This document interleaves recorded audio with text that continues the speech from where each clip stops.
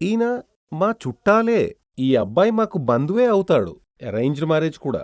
8 పొంతనాలున్నాయని తెలిసాకే పెళ్లి చేశాము. కానీ నా కూతురికి జీవితమే లేకుండా పోయింది.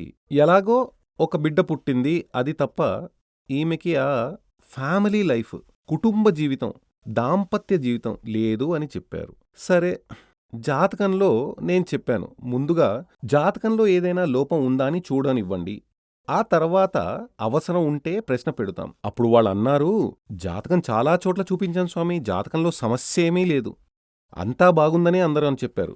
అందులో ఆవిడకి కొంచెం జ్యోతిష్యం కూడా, అంటే చూసి చూసి ఆమె కొంచెం జ్యోతిష్యం వచ్చేసింది. చాలా విషయాలు తెలుసు. అలాగే ఈ ప్లానెటరీ పొజిషన్ కూడా ఆమె చెబుతున్నారు. అలా ఉంటే ఇలా, ఇలా ఉంటే అలా అని ఆమె చెప్పారు. ఈ స్త్రీ జాతకంలో 7వ స్థానంలో వీనస్ ఉంది. ప్లస్ చంద్రుడు, గురువు కలిసి ఉండడం వల్ల అది